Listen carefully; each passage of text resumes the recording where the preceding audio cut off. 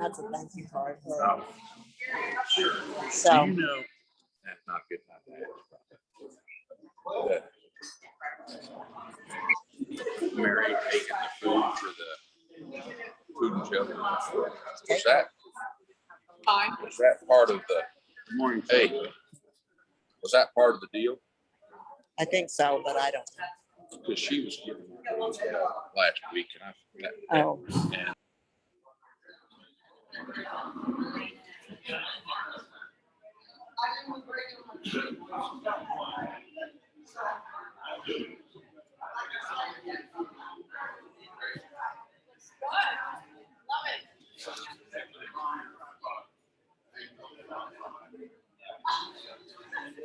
We're gonna Zoom you as well. Is that okay? Oh yeah, that's fine. Where should I sit? Should I sit? Yeah, you're like in here if you'd like. Okay.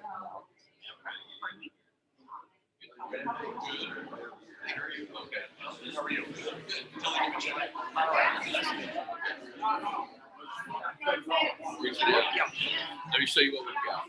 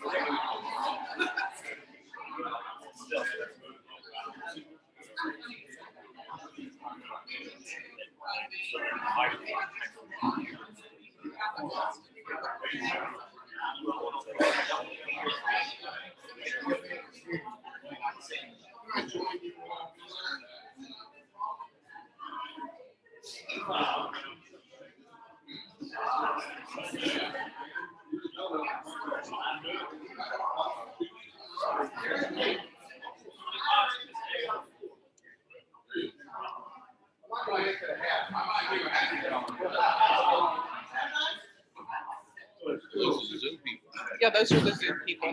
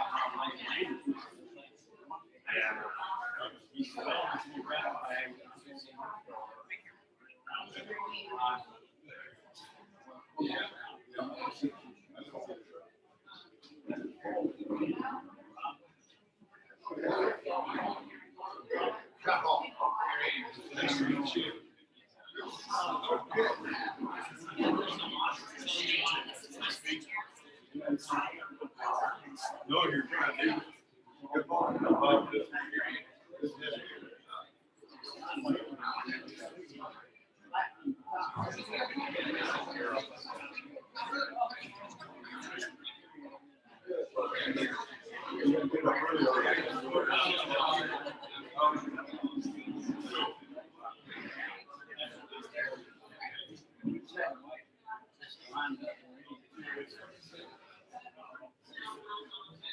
one of those. You get up in the morning.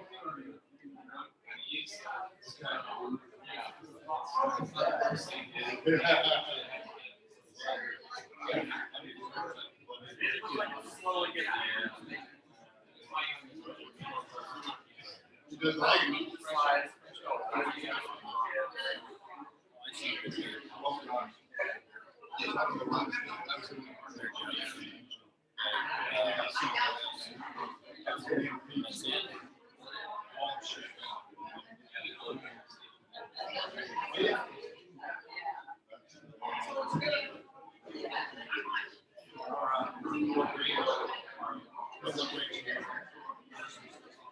Okay.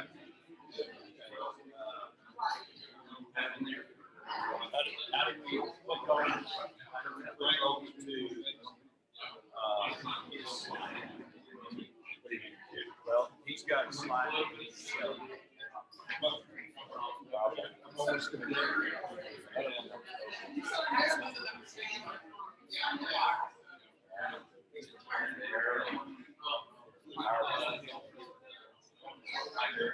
yeah.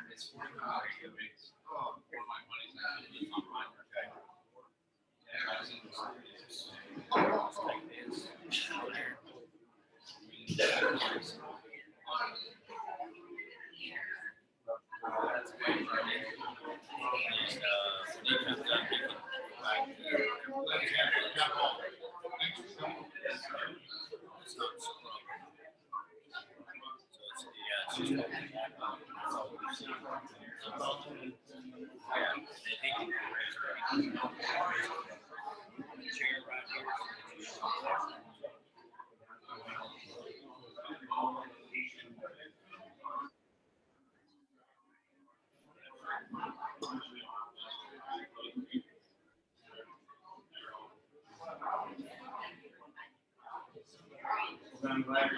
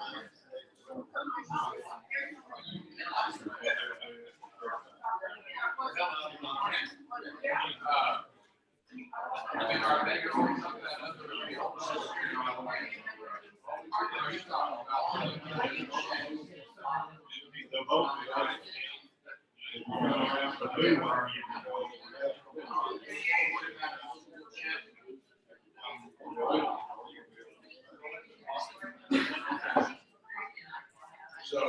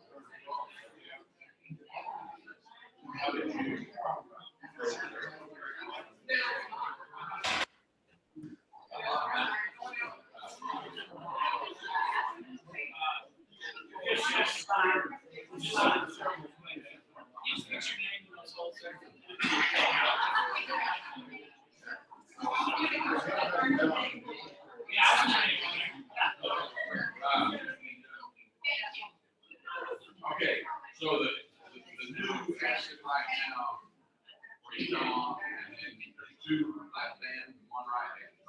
And then one straight. So that's gonna be the same thing. Stop there.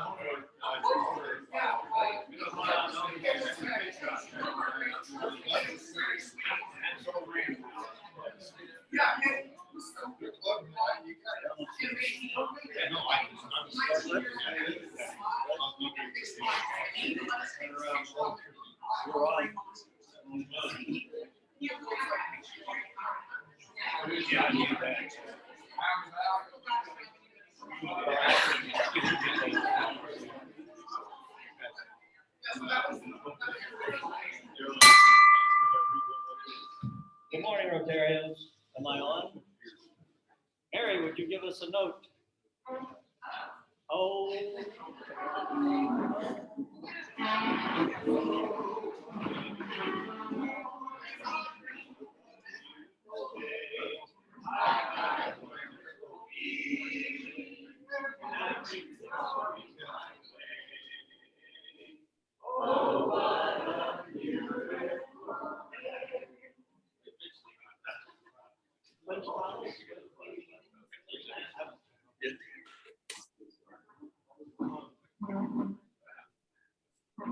No, with me, and thank you guys for this wonderful day. Thank you for all of our friends that are here. We finally get back together. We just thank you for all this. It's just so great to see faces. Thank you so much. Thank you for be with us today. Help us to make right decisions.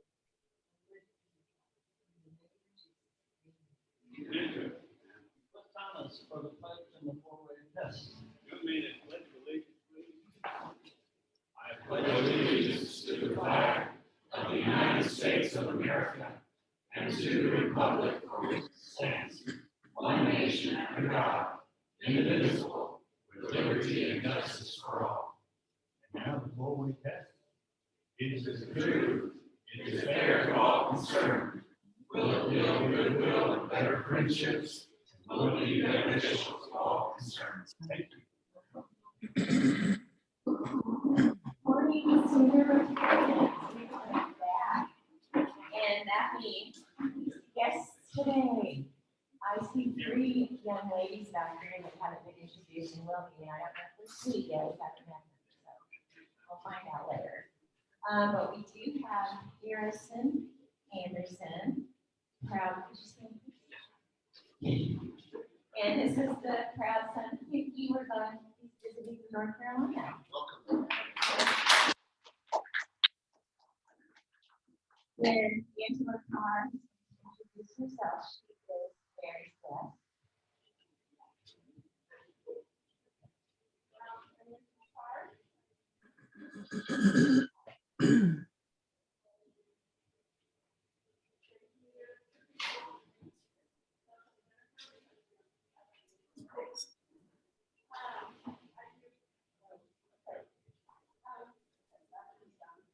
I also do a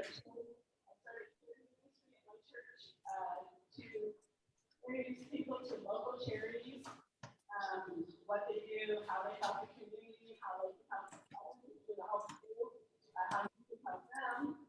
So once a quarter, we give greeting cards. People come in and get a greeting card, pay for the work, and then that money goes to local charity responsibility. And welcome this morning.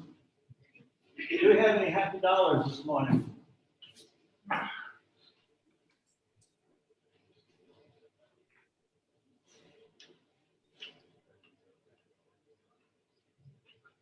So I have a happy dollar, and actually I'll add another one in there because I'm so happy that we've had to add chairs to this. We're growing, and pretty soon we'll, take that over, I'm sure. So yay, yay us.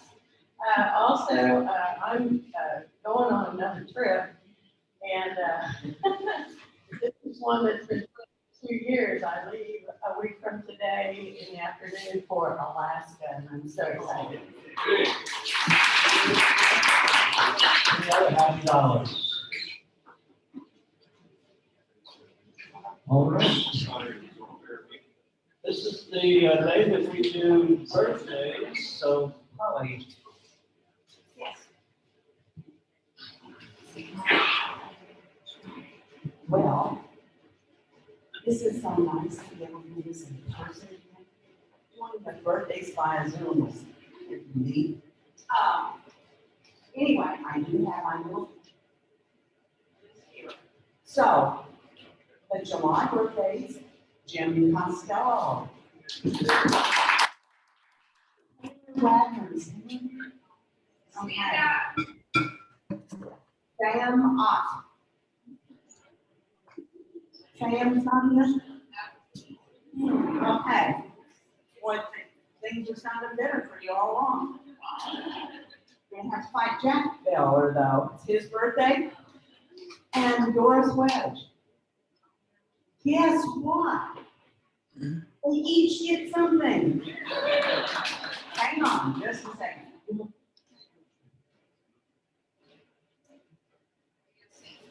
Oh, yes, let's sing. Happy birthday to you. Happy birthday to you. Happy birthday, dear Rotary. Happy birthday to you. All right, all their birthdays are in that. Let's see who I can draw out for the first of all, the Al Smith gift card. Okay.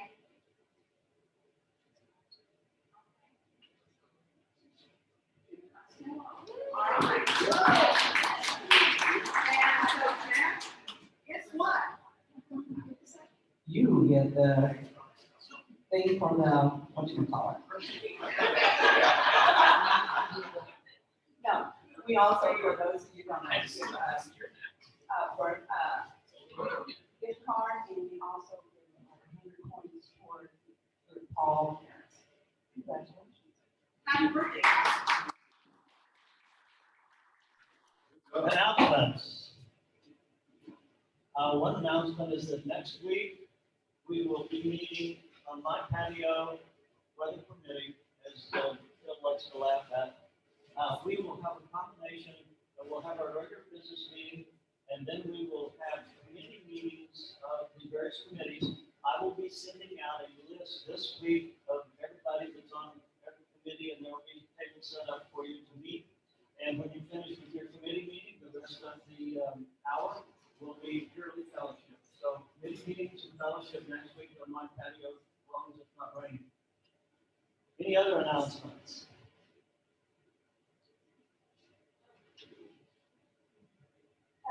So next Thursday, July 22nd, will be a satellite club meeting. They're going to be meeting at Blue at 4:30, but everybody's always welcome to satellite club meetings. And right now, since we don't have any happy hours scheduled, this is a great way to socialize at Blue. So it'll be at 4:30, and it's on the website if anybody has any questions. Other announcements? All right, we have some representatives of stuff with us. We have Olivia Bracken, Avery Hopper, and Thea Peterson. Hi everyone, I'm Olivia Bracken. I'm going to be a senior in North this year. Hi, I'm Thea Peterson. I'm going to be a sophomore. My name's Avery Hopper, and I'm going to be also a sophomore in Illinois. Okay, some of us raises money for school supplies for children in Norman, Noble, Lexington, Little Axe, and Robin Hill, whose parents struggle to meet and speak.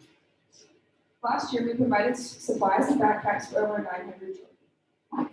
We really need your help this year to see that every child can start school with supplies they need for success. Any amount that you give can help us reach our goal of $14,000. Next week, we'll be at the corner of West Main and 36th Avenue on July 24th from 10 a.m. to 1 p.m. collecting supplies and more money. Do you have any questions? You Venmo or Cash App? I believe we do have one, but it's through the United Way. So once, like, when we're out there with the school bus, we'll have signs that have the number out. We're going to go ahead and pass this bucket around, and then we'll also stand at the door. Thank you. Thank you. The next thing on the agenda is something that the board has been struggling with for at least 6 months, since it became apparent that we were going to be able to eventually meet in person again. And that's where to meet and what to do about food. The food costs have gone up significantly since we last started meeting or last met at the trails. We have considered virtually every option that we could think of, including just not serving any breakfast at all. We considered assigning a carry-in to various members, and it would be your responsibility this week to carry in. We considered ground bagging, just everybody bring what they want, stop at McDonald's on the way in. And after long and multiple discussions, we decided that none of those would be very appetizing to our membership. That only left us with one option, and that's to raise our dues to cover our increased costs.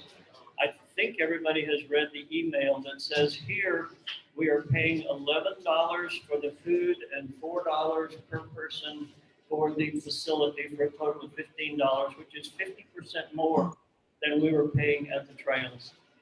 So the board discussed and has voted unanimously to recommend to the membership that we raise our dues to $160 for all members.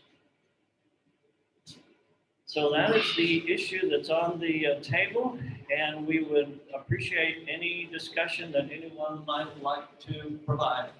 And Jim, we're going to pass out ballots, and when we finish, we will vote for or against that proposal?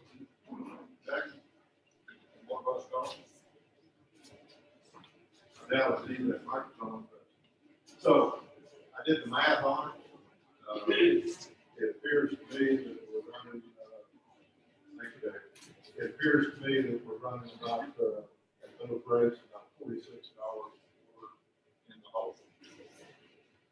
My math, my calculations, it would be $206.25. Break even.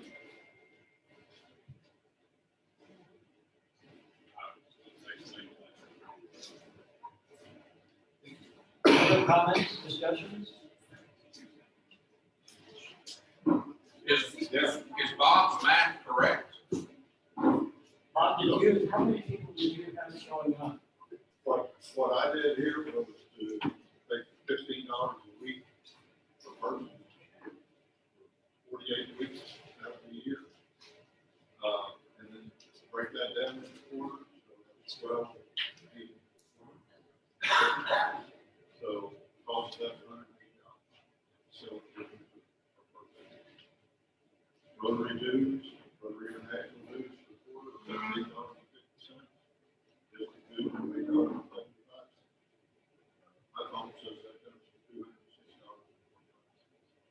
$206. For all members showing up?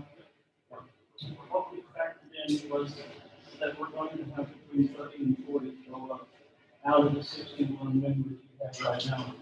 So I think what he's asking is 160 enough. That's not what. Yeah. Because do we need to do more, 175? So what you're saying is that you won't be paying meals for everybody.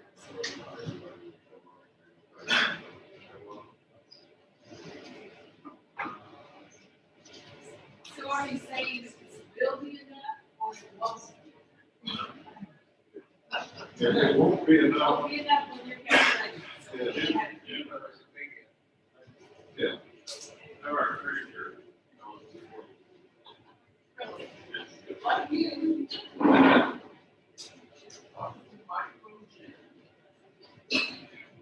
I think we knew it wasn't enough, I mean, we did know it wasn't enough, but we looked at a couple of things, one of them was like, everybody doesn't show up. So you got people that are gonna be paying for the breakfast, paying, not for breakfast, but we're donating that money back in. And then also, the other thing we thought about was, let's wait and see where we're at. Let's look at it, see where we trend as far as membership showing up in the next 3 months, and if we need to do another. We honestly were scared of doing too big of it. And we do have decent cash reserves right now. We knew that we got some of those, not the revenue, not by any stretch. We're about 10,000 better off than we were at this time last year. So those were the things that we looked at, but honestly, I think the board would be more than willing, because there's a consensus here to go higher. I don't think anybody would disagree with that. Little background, the New Club charges $195 a quarter. Trust Members has done a brown bag. They do not provide food. If you want to come to the evening meeting, you brown bag or nothing, and drop their dues down to 75. So what would you propose to change it to rather than 160? I'm supposed to be 206. That's with everybody showing up, right? What about a motion to make it 175 instead of 160? 175? 180. 180? Like some 175, maybe you do 25, 200. Just a point of information, has been Dallas this last week in a Rotary meeting, 10 different districts. And I polled the other 9 districts, they're all over 200, their price increases, the prices are a little bit higher down there. Purcell is doing 180 a quarter now. So just to give you an idea of What's the last time we had a news increase? It was the year that Phil Wong was president, and I don't remember which year that was.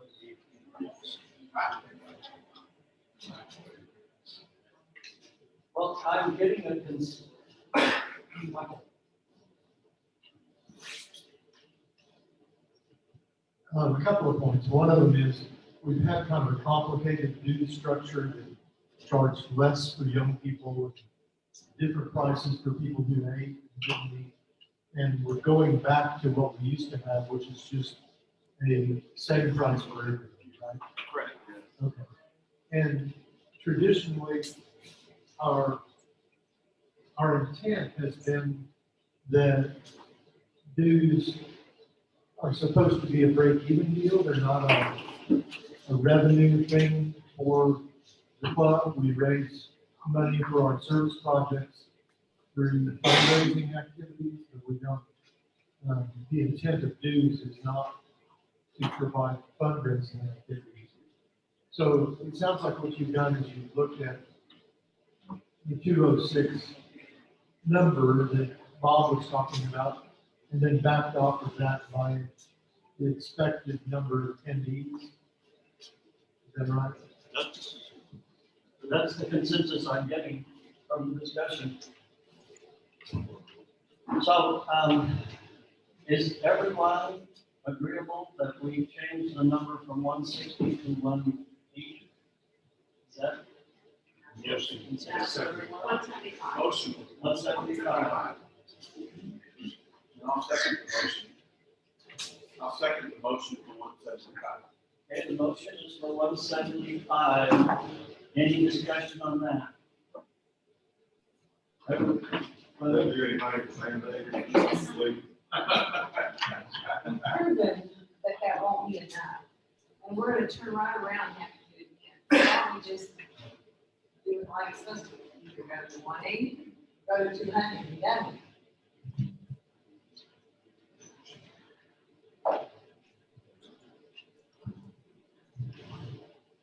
Why don't we do the 175, and then other people are doing the 25, it makes it a 200 per quarter. And then we can see again, because maybe in 6 months where we are. Because not one, everybody is coming. 2, not everybody is eating. And 3, let's give us a chance. We have a motion on the floor and it's seconded. Okay, this is not Robert's rules of order, but let's do this. There's 175 and there's 180. And we're going to vote 175 and vote 180. Is that agreeable with everyone? Sure. Let's pick a number and go. Everyone in favor of 175, I'm going to do that in a second. Everybody in favor of 175, raise their hand.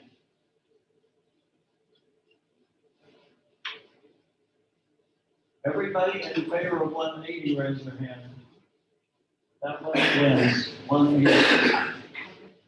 Okay. I've got 206. Any more discussion? Okay, please fill out your ballot for or against raising everybody's dues to 180. And Jennifer, if you would collect those. Mary, will you introduce our program? So we welcome this morning Dr. Kyle Abbott from the Wild Care Foundation. He has a pretty impressive bio, and I know that that was sent out, but he has spent time, he's originally an OB, and he has studied in Michigan and San Diego, and really don't want to take much time on his bio because he has a lot to talk about. If you all don't know about this gym in our own backyard, listen up. We're very blessed. And help me welcome Kyle. Very much.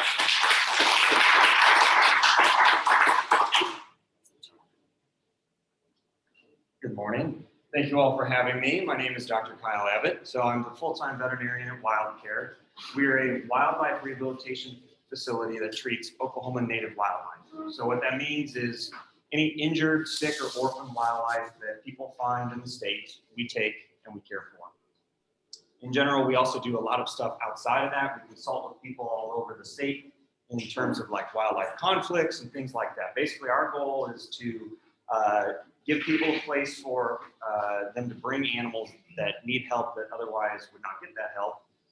And also to be able to be available to answer questions and help people so that they can coexist in a conservation-minded and peaceful-minded way for both humans and animals. We are the 7th largest wildlife rehabilitation center in the country in terms of numbers of animals. We get by on a very small budget compared to other similar places. Most people don't realize quite the size or the extent of what we do. When I say all native Oklahoma species, it's everything from coyotes to snakes, bobcats, turtles, lots of birds, lots of baby skunks, lots of baby opossums, squirrels, lots of cute animals, lots of not cute animals. It's both a challenging, fun, sometimes dangerous job. It's similar in the sense to like what a zoo veterinarian does in that we treat a lot of similar species, but we are not treating animals to put them in captivity. So I have a little bit of a presentation. It's mostly just pictures that are kind of talking points, so you guys can see a little bit of what we do. How long do I have? You know how fast to talk or slow? 22 minutes. Talk fast.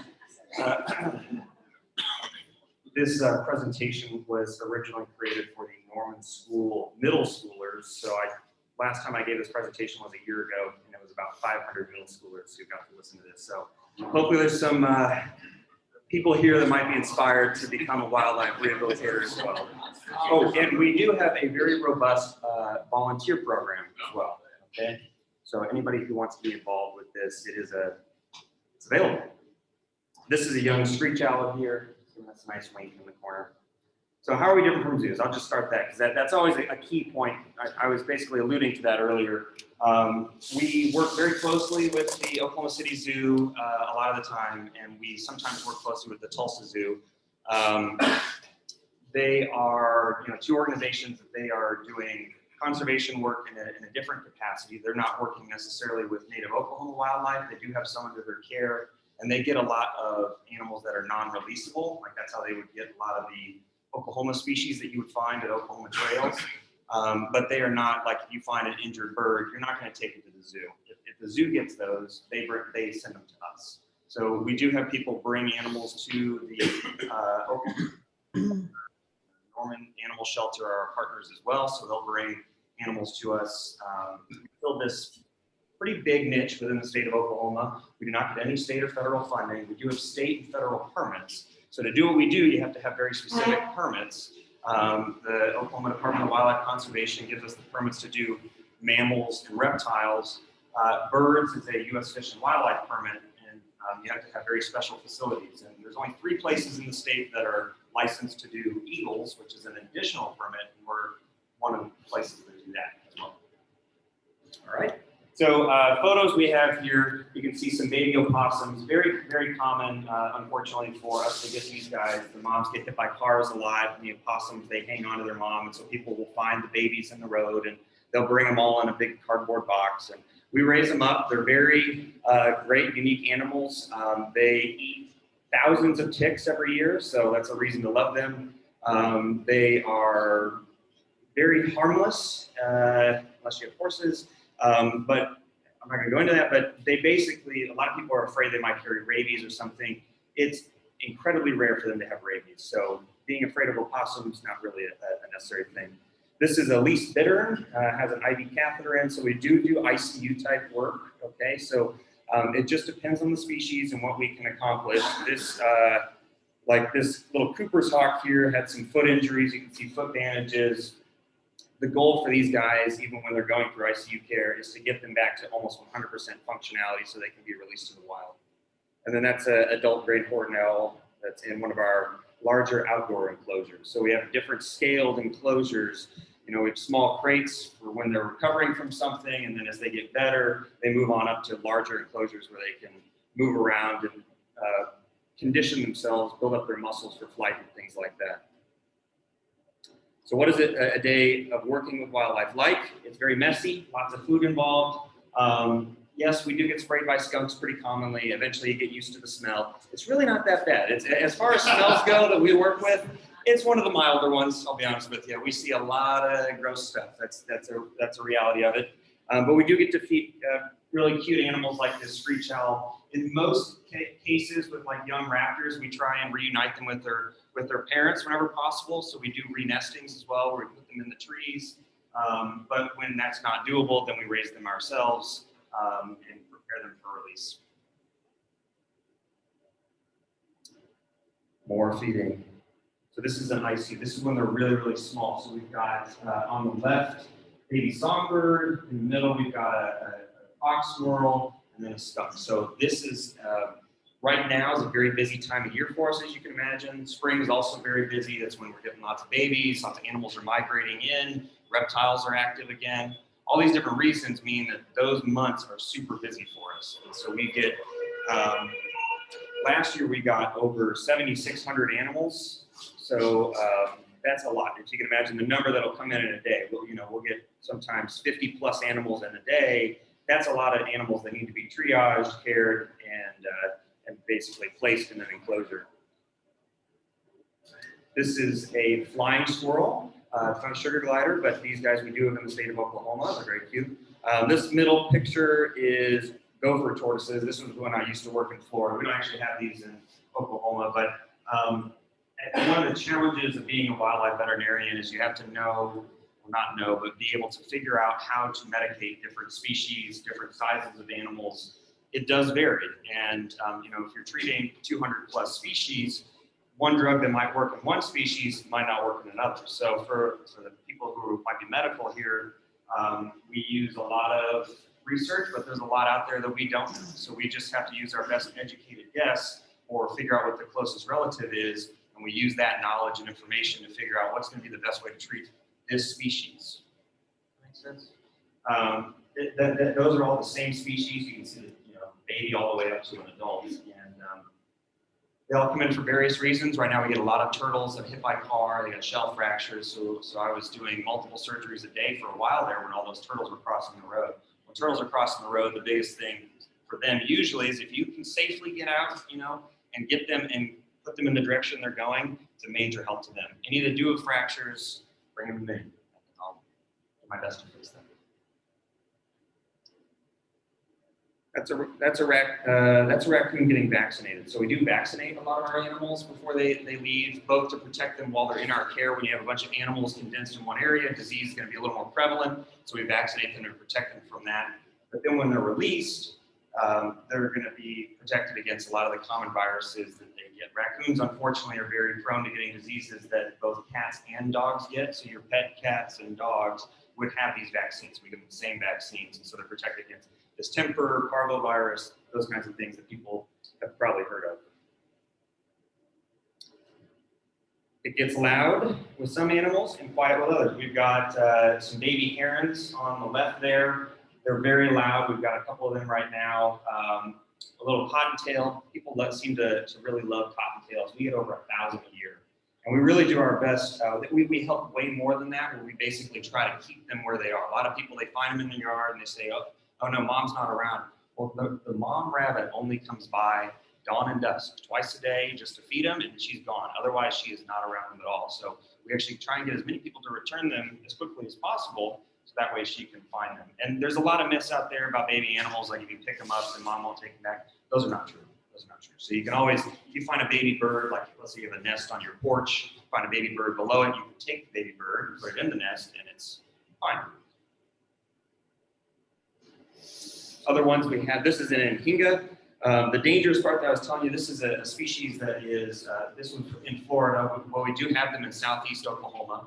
They're an interesting bird in that they have this really pointy bill, and they will spear fish underwater with the bill, and then do this kind of fancy flipping motion and flip it into their mouth. When you're working with them, they know that their bill is their defense, so they actually aim for your eyes. So you wear eye protection when you're working with them. Where do you get it? Anhinga. Yeah. Yeah.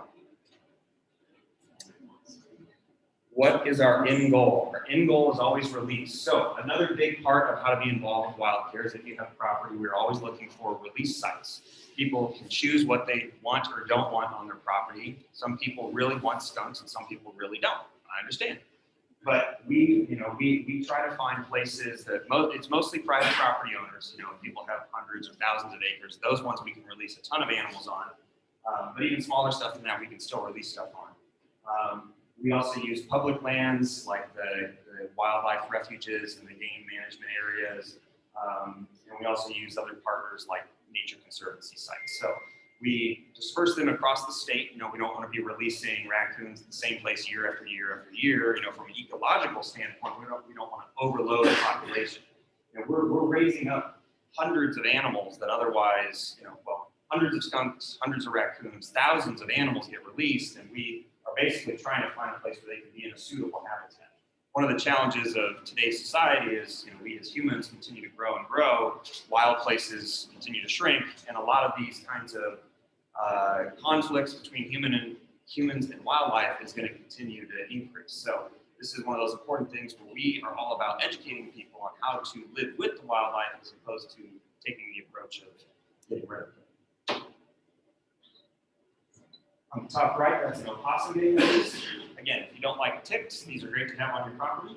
And then that was a Kemp's Ridley sea turtle that I worked with in Florida as well. That's a critically endangered species. There's only 10,000 left in the world, so every single one of those that we saved is a big deal. So I was really fortunate to work with sea turtles while I was there. That was part of my veterinary training after I became a veterinarian. So to get where I am now, I did 4 years of undergrad, 4 years of veterinary school, specialty internship in San Diego at a specialty hospital treating cats and dogs in an ICU, surgery, internal medicine setting. And then I went to Florida to do a specialty internship there with wildlife, which is native Florida wildlife.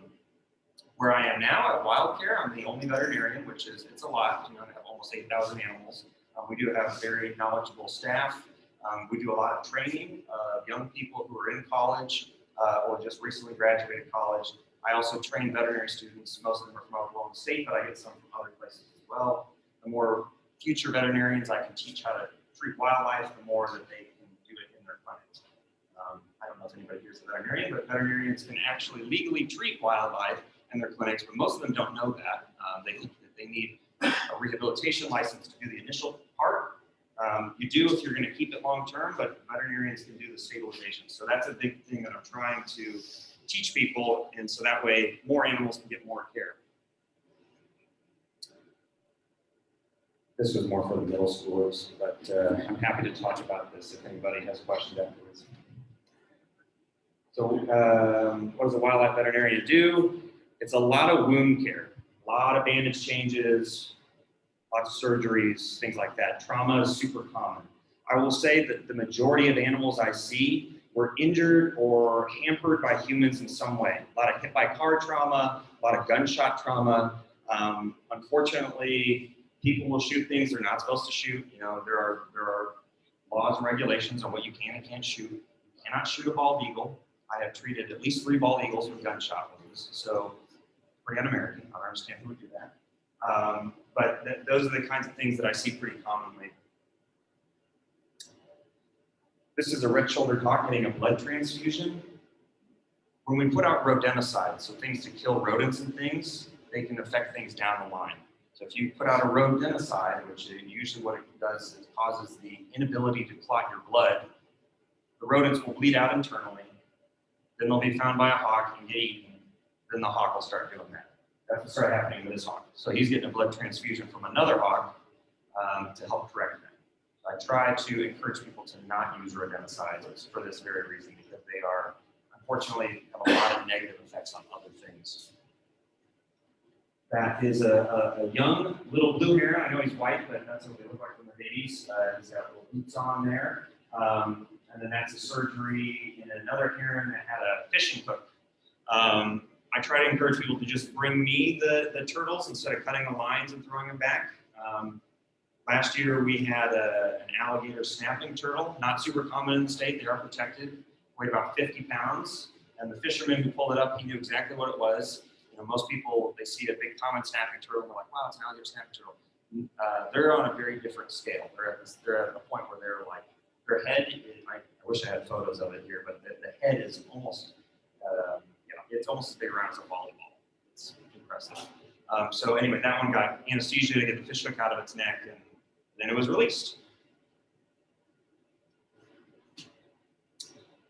Oh, this was another great success story from Florida. This was a river otter that I got that was hit by a car, femur fracture, so big bone. Then I went through an ICU stage because it was comatose when I got it, unresponsive. Normally, if otters are, you see videos of them being very playful and stuff. They're very active animals, and they can be very aggressive in the right settings too. This guy ended up going through quite the ordeal where he ended up getting a specialty surgery done by a veterinary surgeon, somebody who's board specialized in that. So he had a bone plate put on his leg, and he ended up feeling just fine. And so now he's running around somewhere in the Florida swamps with a bone plate on his femur.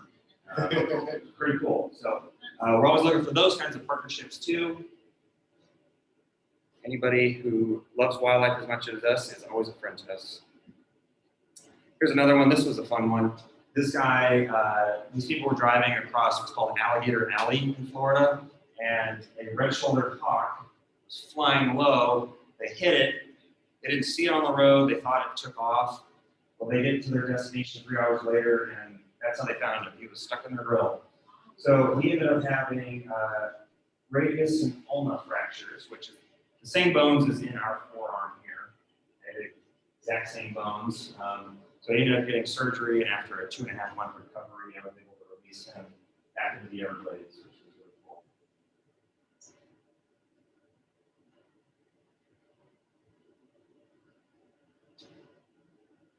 Can I ask you a question? Go ahead. So how would you know who to call in a situation like that? Do you call 911, or they first in who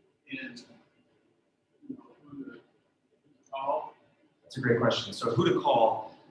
Generally, we are, like in the state of Oklahoma, we're by far the #1 place to call. If you took all the other wildlife rehabilitators and the number of animals they do, we do more than all of them combined. So, and we're the place that when other places are full, they send them to us. That's the reality of it in the state of Oklahoma. But there are always more local options. If you're not in this central part of Oklahoma, like OKC metro area, Norman, there's a list on the Oklahoma Department of Wildlife Conservation where they put all the people who are actively licensed. So that changes year to year. The licenses change, and so you would just see a number on there, and it'll say it's on their website. But if you're in another state, I usually just use Google to find it. The state laws change. It changes from state to state, which makes it a challenge. But in Oklahoma, there's enough people who are passionate about it. A lot of them, they do it, they have a full-time job otherwise, and they're doing it in their home because they care about the animals, which is also a great thing. But yeah, we're happy we are open 365 days a year, have pretty normal hours. Like right now, we're open 9 to 7. And so we take phone calls and answer phone calls all the time. Our phones are constantly ringing off the hook. If you, also a lot of times when people are having wildlife issues, they'll call the game wardens. The majority of the game wardens know us, and we're the place that they refer people to. Or when a game warden gets something injured, they end up bringing them to us. So does that answer your question? Sure. You can also write down our phone number too, if that would be helpful. What I do, these are just photos, just another cute screech owl, another tortoise undergoing a surgery. We get a lot of fawns. That's another good one to talk about. We get a lot of fawns. Mom also does not spend time with them during the day. When they're small, they can't keep up with mom. So she tucks them away in a nice place. In general, the way to know a fawn that's been abandoned, they tend to have a lot of ticks on them, tend to have kind of goopy looking eyes. They look a little thin. Those are the ones where mom's not around. If they look clean and fed, and even if they're following you, they probably are just mistaking you for mom. The reality is we get a lot of them every year we use the term kidnap because that's kind of what it is. We know people mean well, and we just try to educate them, right? A big part of our job is educating people so that we're not unnecessarily doing, undoing nature's work, if that makes sense. We do bats as well. We don't encourage people to pick them up with their bare hands because they can carry rabies. Same with skunks. Those are our main rabies vectors, as we call them here in the state of Oklahoma. But we do raise them up. They serve a major ecological function, and each one eats, tens of thousands of mosquitoes every year. So they're pretty beneficial to have around. It's a young great horned owl doing the defensive pose. That's an American white pelican. It's a pretty tall bird. We get those here in Oklahoma. If you go to Overholser or Hefner or Thunder, they don't hang out. No, they do hang out quite a bit at Thunderbird too. They basically hang out at all of our big lakes. And so we get a lot of those guys as well. If you guys remember that major cold snap that we had, it was like the super cold temperatures that froze over all the lakes. A bunch of these guys died, unfortunately. That was an unfortunate thing for Oklahoma wildlife. We're the northernmost part of the wintertime range for a lot of animals. And the reason for that is that we have lakes and bodies of water that are open year round. So like for pelican that mostly is going to be catching fish, or cormorants, which are the smaller blackbirds that tend to hang out with them, they only eat fish and they have to go underwater to catch the fish. When it's frozen over, they cannot fish. And they had it's not like they could migrate down to Texas because the same problem was down there. So they just ended up dying in the hundreds that I personally saw, and probably the thousands across the state, which is a shame. But that's the reality of kind of these extreme weather events that we are starting to get. All right, well, I guess I can open up for questions, or I can just talk about different things. So I'm not sure I'm doing on time. I think that's it. Yeah, go ahead. Should I use the microphone? Should. Okay, a little while back, my husband and I rescued a bunny out of our neighbor's dog's mouth. So we had the bunny in his mouth, we got it out, had a pretty good slash on him.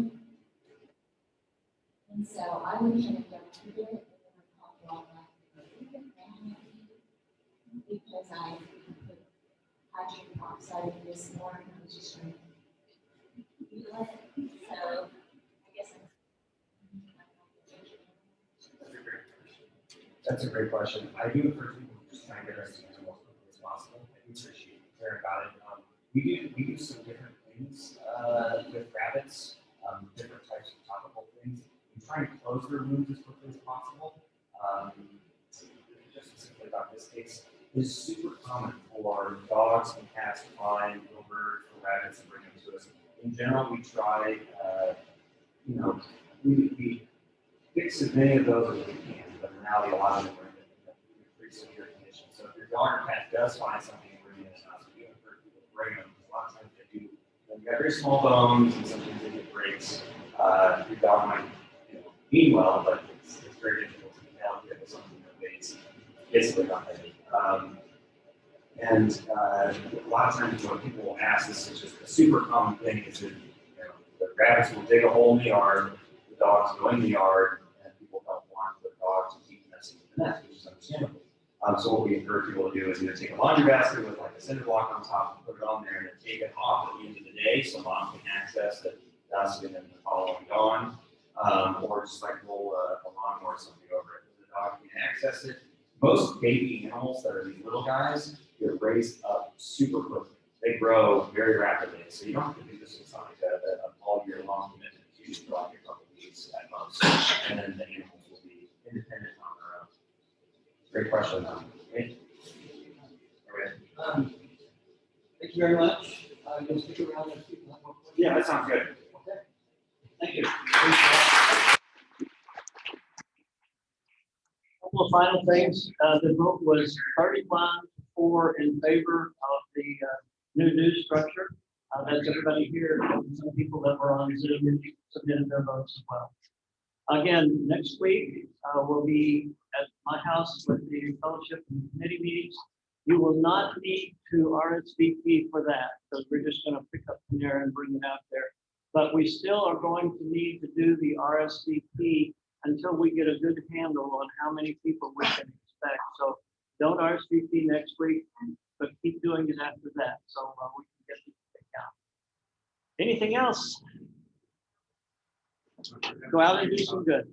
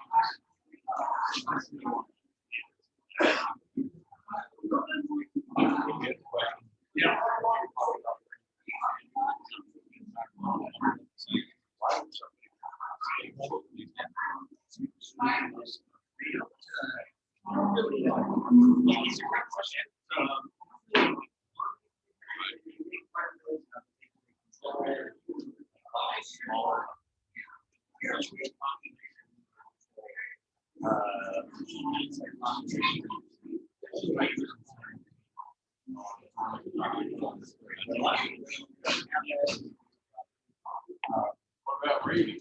You said that they're very reading. But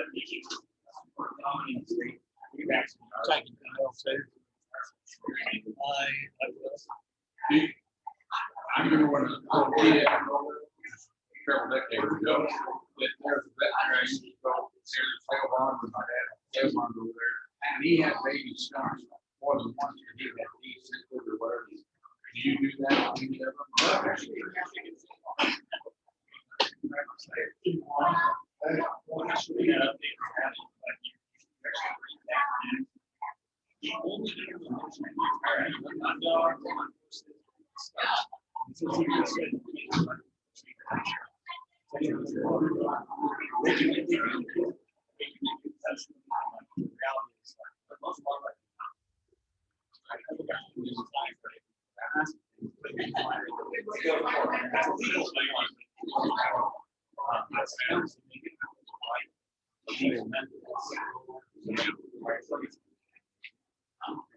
But if you have one for a vet, that you can still spray it.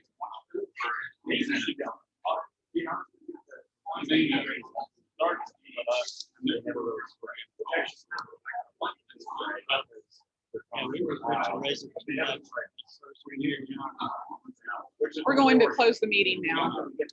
So, any questions or, thanks, Dick.